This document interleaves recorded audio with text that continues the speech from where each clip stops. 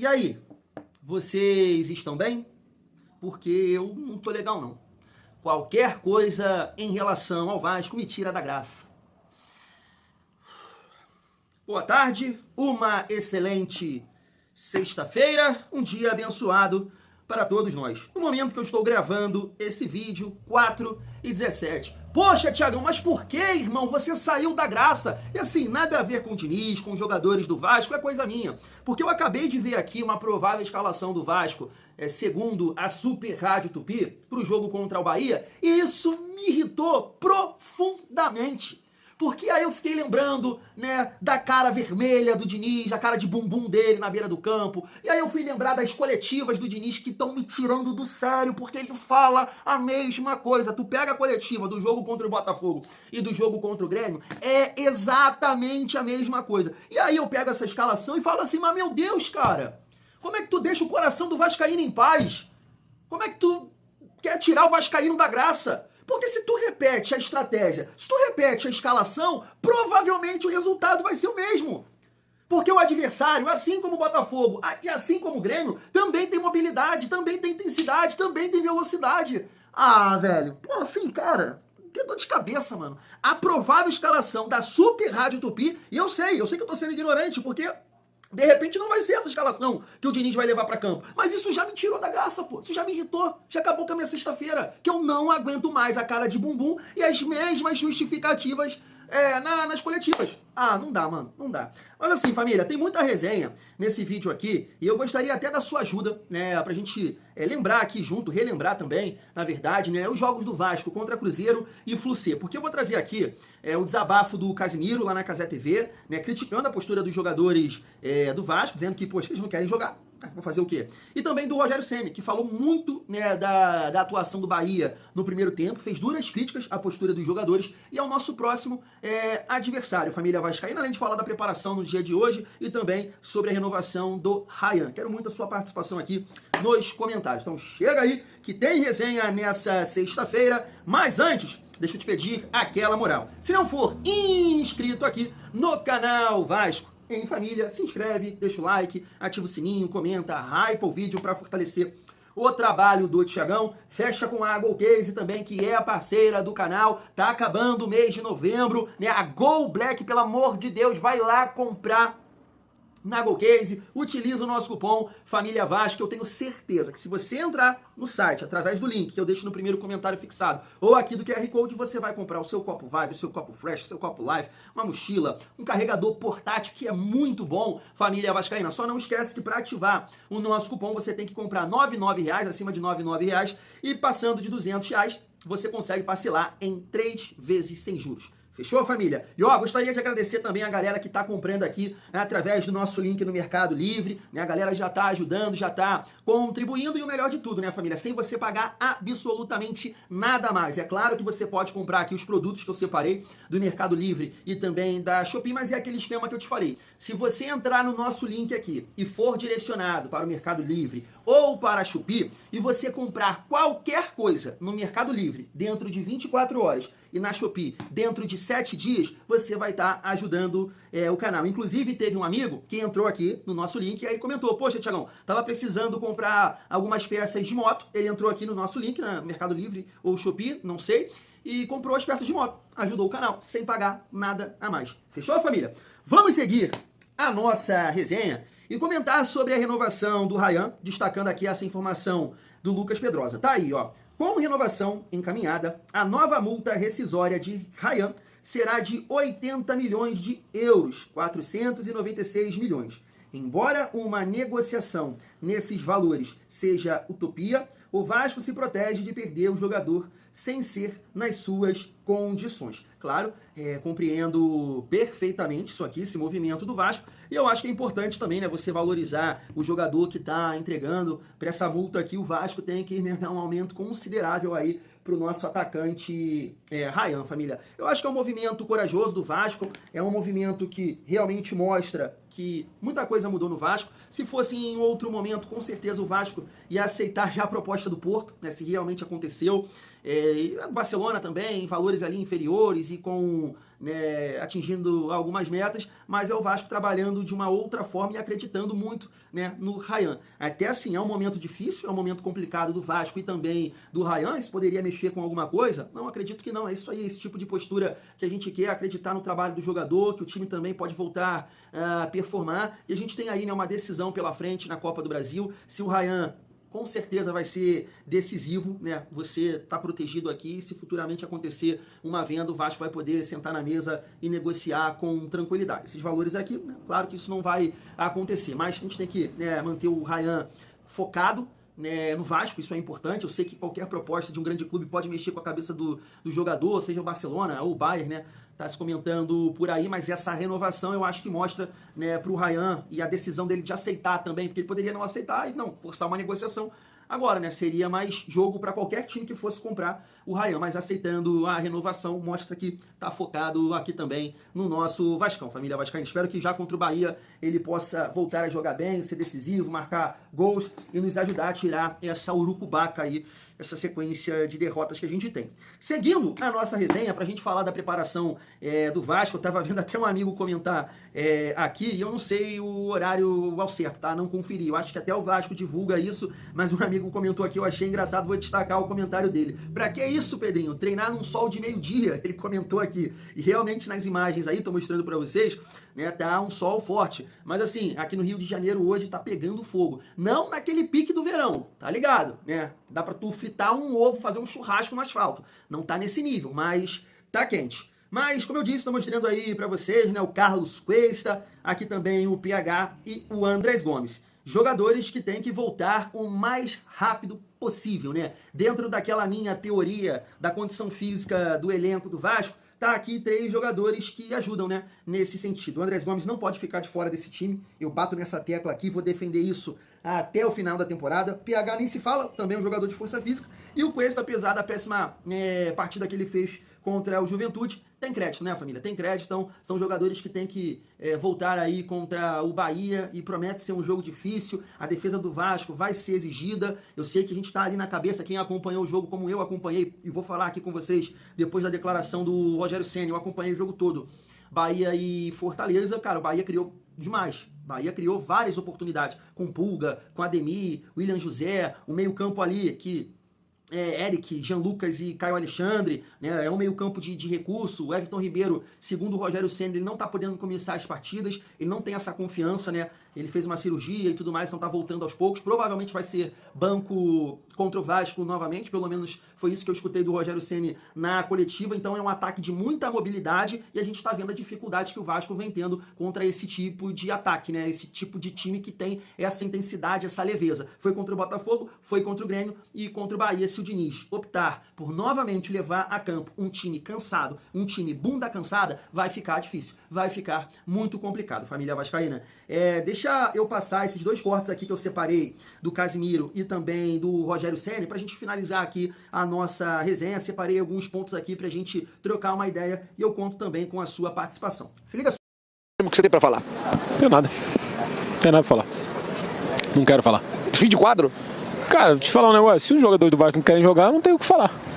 O jogador do Vasco não quer jogar, eu não quero falar. São 4 derrotas seguidas. Cara, se o Vasco ganhasse, perdesse, era melhor.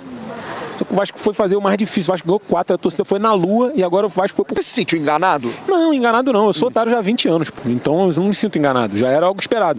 É só porque o que tá me pegando, assim, que você vê na postura, assim, parece que o Vasco largou, cara, assim, e tá focado na Copa do Brasil, que é o que vai definir, obviamente, o nosso ano. Só que enquanto isso, cara, a gente tava comentando, cara, o Fluminense tá performando cada vez melhor. Então, assim, se há um mês atrás, quando o Vasco vence o Fluminense, dá até início a essa sequência de vitórias, acho que dá início, né? Acho que foi o fim de segundo ou a primeira. Palmeiras e ganha o Fluminense. Depois tem o Red Bull. E depois ganha. Acho que é. Ou a segunda ou a primeira na sequência, enfim. Que ali naquele momento era o Fluminense um viés de baixa. Não vou nem dizer de viés de baixa. Mas o Fluminense num morno e o Vasco bem. Aí a galera tá falando, o Vasco escolheu o mês errado pra jogar. Tinha que jogar em dezembro. E é verdade. Mas não quer dizer nada, né? Não quer quer dizer nada, mas pode dizer tudo. Pode, se cair vai dizer tudo. E assim, o Vasco, cara, não se salvou ainda. É importante falar, o Vasco não se salvou. A tabela aqui, cara, a sequência do Vasco é indigesta, irmão. A verdade é essa. O problema é um primeiro tempo muito, muito ruim, passivo, marcando a distância com o olho.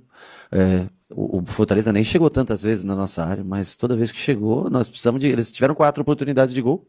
Uma, por sorte, foi anulada, que foi um pezinho na frente. Outra deu na trave, que o rapaz bateu da linha, na pequena área. E os 2 gols.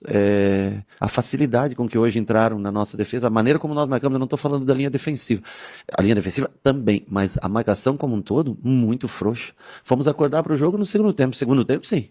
Segundo tempo, mas para que nós temos que passar por um primeiro tempo ridículo como esse para a gente viver o segundo tempo? Até controlamos bem o jogo, tivemos a bola, chegamos bem, Pulga exigiu boa defesa do goleiro, tivemos outros chutes, mas a facilidade com que nós fomos atacados hoje, as bolas entrando entre Santi, Juba, cruzamento, aquele gol que foi anulado, passou, olhamos, o cara dominou. Então assim, a postura do primeiro tempo não condiz com o time que nós somos, a postura do segundo tempo condiz com quem nós somos. Tá aí. Deixa eu começar pelo Flu-C, porque o jogo, né, é só em dezembro, o primeiro jogo. E assim, teve muito vascaíno que comentou aqui no nosso canal que não gosta, né, dessa questão do Vasco entrar numa decisão como favorito. Hoje, isso mudou, né, mudou completamente.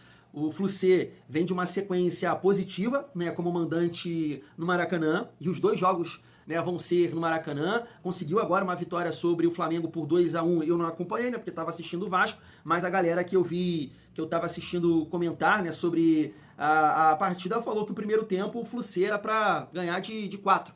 Eu estava vendo isso do Ricardo Martins, né, lá da TNT, que torce pro Santos, falou que era pro Flu-C ganhar de uns 4-0 no primeiro tempo. Então vem jogando bem. Então hoje a realidade desse confronto é o Flu-C favorito. Eu já falava isso com vocês, né, da vantagem de decidir em casa, porque é isso que vai acontecer, vai jogar as 2 partidas em casa, mas eu não abaixo a minha cabeça não, família vascaína. Eu acho que o time titular do Vasco, né, tem muita gente que abraça essa teoria aí que jogadores do Vasco abaixaram o ritmo no Campeonato Brasileiro para focar na Copa do Brasil. Eu não acho que seja isso, mas eu acredito que vai ser uma outra atmosfera, né, uma outra ideia, sabe? E eu tô muito confiante ainda. Mesmo nesse atual momento do Vasco de 4 derrotas e o nosso adversário caminhando bem, né? Tem um jogo difícil agora também contra o Palmeiras, eu acredito muito no Vasco. E tem até um detalhe importante, né? Que a gente tá vendo aí o Canóbio ser um jogador importante nesse Flu-C, pela condição física, pela ajuda sem bola, e ele tá fora, né, do primeiro jogo. Eu acho que ele vai fazer muita falta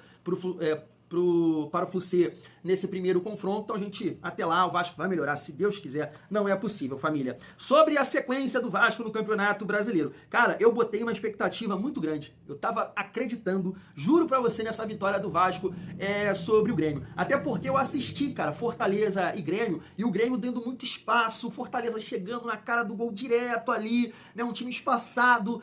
Cara, e é isso que eu não consigo entender, cara, a nossa dificuldade física. Tu vê Fortaleza amassando ali o Grêmio, criando várias oportunidades, e o Vasco que tem 2 chutes no gol, cara. Sabe, é pouco, nosso time é lento, nosso time é cansado, e aí qualquer adversário consegue recompor, consegue se estruturar defensivamente e dificulta as nossas chegadas. E aí essa questão de ficar bola aérea não está funcionando também, né? Os adversários estão cientes quando o Verratti joga, quer marcar essa bola aí pressiona ele, corta, dificulta o cruzamento. Então assim, não tá legal, cara, não tá legal essa ideia do Diniz de novamente voltar com um time sem força física, sem intensidade. E aí eu vou pra postura dos jogadores, família. Assim, claro, pontuando a sequência: Bahia, Internacional, Mirassol e Galo. Cara, puxada, mas o Vasco tem que vencer pelo menos um jogo, não é possível. Né? Essa próxima rodada é pra assustar. Eu vou até assistir o jogo lá no meu avô novamente, tomar um suco amarelo, pra me dar uma relaxada, pra me dar uma tranquilizada, porque eu já tô vendo a merda acontecer. O Vitória vai ganhar do Sport, se o Vasco perder pro Bahia, olha a merda, 3 pontos do Vitória. Pô, isso não existe, cara. Os jogadores do Vasco entregaram pro Vasco aí nesses últimos jogos, não existe. É muita sacanagem com a gente, mano. É muita sacanagem. Mas aí falando, né, da postura que o Casimiro pontuou ali, e cara, eu tenho uma visão sobre isso assim, família. Eu acho que a postura do Vasco, a postura em relação a uma partida, eu fico com essa análise, com essa visão do jogo contra o Juventude, tá? No jogo contra o Juventude, o time estava certinho, bem estruturado, né? Foi Léo Jardim, Cuesta, Robert Renan, PH e Piton, Hugo Moura e Barros, Coutinho, Nuno, Andrés Gomes e Ryan. esse time aqui, ele pode competir contra qualquer um. Agora, com nível de atenção, com entrega, com tesão, com tadala. A partir do momento que você entra, com a postura que você entrou contra o Juventude, o Cuesta tá tirando o pé. O Nuno tá dormindo em campo. O Nuno, o Nuno precisa descansar, tá? Eu sou fã do Nuno, eu amo o Nuno. Mas, dependendo desse nível de intensidade, de atenção, de cansaço mental que ele está, receber em dia ninguém fica cansado, né? O dinheirinho no bolso. Mas não dá. O Nuno está muito mal, mas muito mal mesmo. O início do jogo dele contra o Grêmio foi pavoroso. Eu acho que ele errou uns 5 lances seguidos. E aí domina a bola com displicência, assim, tá terrível. Os caras estão a 100 por hora e o Nuno tá andando, tá caminhando em campo, tá? Então é bom observar isso também. Eu defendo a titularidade dele contra o Bahia, porque ele vai jogar mais pelo centro do campo, na minha opinião. E aí quem vai fazer o corredor aqui é o David. Eu escalaria o Vasco dessa forma. Mas é um cara para você começar a poupar, né? Segura ele, entra no decorrer do segundo tempo, até para ter ele bem, melhor, contra o Fluminense. Então a postura dos jogadores do Vasco contra o Juventude, aí sim. Agora, contra o Botafogo, contra o Grêmio, família, eu não consigo ver postura. Eu não consigo ver postura. Tu viu a declaração do Rogério Ceni? Ah, eu sim, eu vejo postura. Até assim, eu discordo do Rogério Ceni, que pode ter com certeza um pouco disso, de não ter marcado bem, mas tem o mérito do adversário também. Porque o Fortaleza tem essa condição, essa força física. Porque o Fortaleza, se você pegar o Fortaleza contra o Grêmio, você vai ver a maneira que o Fortaleza criou ali várias oportunidades contra o Grêmio, coisa que o Vasco não fez. E contra o Bahia, tinha um tal de Herrera e um tal de Breno Lopes tocando terror nas beiradas. A linha de 3, né, que o Fortaleza joga nesse 4-2-3-1, é isso? E aí então, tem o Pochettino, que ele tem mais força que o Coutinho, pra recompor, pra ajudar, pra dividir, pra, né, sabe, a bola tá aqui, ó. O jogador A, o jogador B, o Pochettino tem mais força, consegue ganhar e aí fazer, né, as conexões. Então essa intensidade que o Fortaleza colocou pra cima do Bahia, funcionou. Se fosse no nosso caso, jogando com o time que a gente jogou contra o Grêmio, o Rogério Ceni não estaria falando isso. Não estaria, porque o Vasco não iria aproveitar esses espaços que, segundo o Rogério Ceni, que eu, beleza, até concordo, mas ele tem que dar mérito pro adversário que acelerou. Esses jogadores que eu estou citando. O Vasco não teria essa condição, com a estratégia que foi utilizada, principalmente no jogo contra o Grêmio, sabe? Então eu não consigo ver postura a partir do momento que tu tem Coutinho, que tu tem Tietê, que tu tem Verratti, que tu tem o Nuno se arrastando. Cara, são 4 jogadores. A gente tá falando de 4 jogadores. De 10 jogadores de linha, 4 têm dificuldades físicas. No futebol de hoje em dia, isso é terrível, é muito difícil segurar, é muito difícil ajustar, enquanto seu adversário tá com os 10 em alta rotação, numa intensidade alta, brigando por cada espaço do campo. Como é que você vai ter 4 jogadores que, na maioria das vezes, perdem as suas divididas? Isso não existe, família. Tu viu o louco Bielsa aqui que eu passei no vídeo? Correr pra dar opção, correr pra dividir uma bola, correr pra preencher um espaço. O Vasco tem essa dificuldade. Então eu não vejo postura. Você pode até falar, mas com esse time ganhou do RB Bragantino. É, verdade, num péssimo momento. Você tem que ter um olhar pro adversário também. Depois que mandou o Seabra embora, tá lá, ó, 3 vitórias, né? 3 vitórias, agora não lembro o último, esse jogo agora, essa rodada, o que aconteceu com o RB Bragantino. Então, de repente, se fosse nesse momento, o Vasco não ia sustentar, porque não existe, família. Não tem condições desses jogadores jogarem juntos. E aí tu pega essa fala do Rogério Ceni com um time leve, tá? Com um time leve. O time do Bahia, a linha de 4, que eu não lembro muito bem, os 3 volantes que foram Caio Alexandre, Eric e Jean Lucas. Na frente foi Pulga, Ademir e William José. Time leve. Eu tava vendo aqui, ó, essa provável escalação aqui, segundo a Super Rádio Tupi. Jardim, PH, Cuesta, Robert Renan e Piton. Barros e Hugo Moura. Até aqui, beleza. Até aqui eu concordo. Nuno Moreira, de meio armador. Ryan, Andrés Gomes e Verratti. Isso aqui eu discordo profundamente. Não é jogo para o Verratti. Não é jogo para o Verratti. Se o Diniz optar por isso, novamente é caso de demissão. Me fala uma vez que isso deu certo jogando contra um time, né, que tá bem. Que tá bem. Não dá certo, gente. Não dá certo. O time dos caras é intenso, o time dos caras é rápido. Tu vai ter o Verratti atrás aqui da linha do meio campo. Não vai funcionar. É o David aqui, pô. É o David.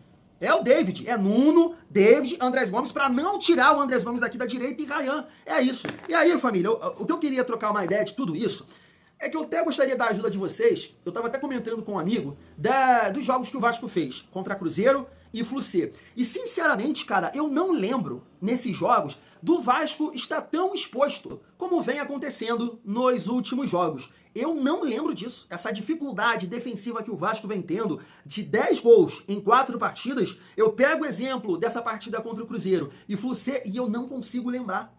do Cuesta e o Robert Renan tendo que, né, encarar ali os atacantes no mano, não consigo lembrar disso. Porque teve um lance contra o Fluminense, né, num erro do Barros, numa saída de bola ali, mas fora isso, a defesa bem postada, né, teve sim dificuldade, tô falando que não teve, tanto no jogo contra o Cruzeiro, tanto no jogo contra o Fluminense, mas essa exposição toda que vem acontecendo contra Botafogo, contra a Juventude e contra Grêmio, eu não consigo lembrar. Então, é por isso que eu fiquei com raiva, sabe? Por essa provável escalação. Porque tem que ter uma mudança nas peças e na estratégia. E na estratégia, volta a ter um time mais compacto.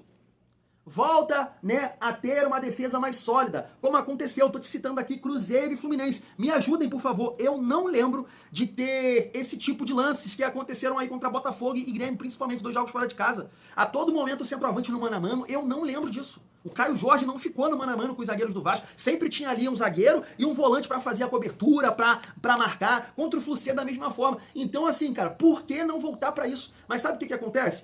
O início dessa maluquice toda foi no jogo contra o São Paulo. Porque o Diniz, ele não se controla. Ele não se controla quando o Vasco tá perdendo. E aí começou a promover aquelas maluquices todas, né, do dinizismo.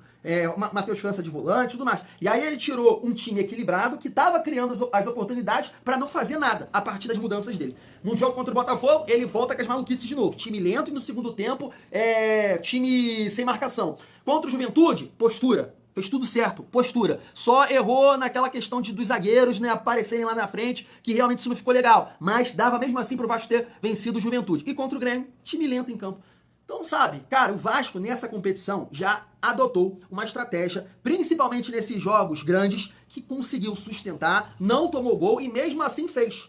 Mesmo não tendo uma ideia tão ofensiva. Então chegou a hora de olhar para esses materiais, né? Vai lá, analisa esses jogos para replicar isso, principalmente nos próximos jogos aí do Vasco contra a Bahia, Inter, Mirassol e o Galo, né? Que são jogos de alto nível, até pra gente utilizar essa estratégia na Copa do Brasil.